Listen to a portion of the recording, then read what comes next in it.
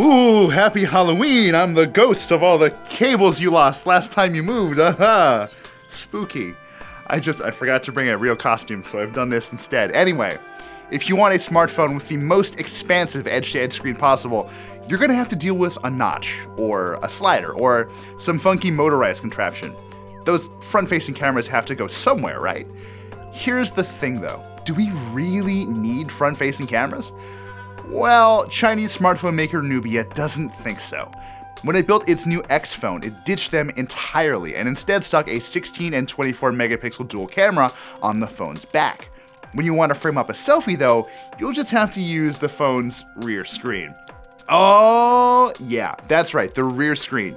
You can make the Nubia X's 6.26-inch LCD display to take photos like you normally would, but there's a smaller 5.1-inch OLED wedged into the phone's back, so you can make sure you look just right before taking a selfie or 12.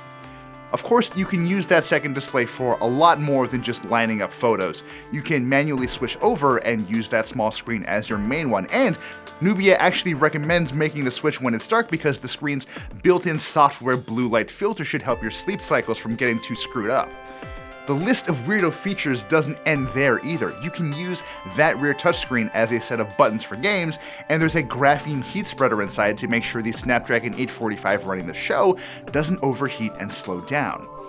You probably haven't heard of this Chinese hardware maker before, but its approach here is both undeniably brilliant and delightfully kooky, much like the costume I made for myself.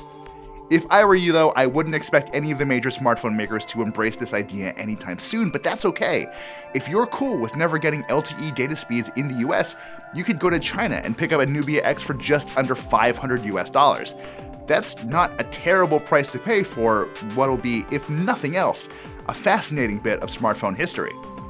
We'll see you tomorrow with more Engadget Today.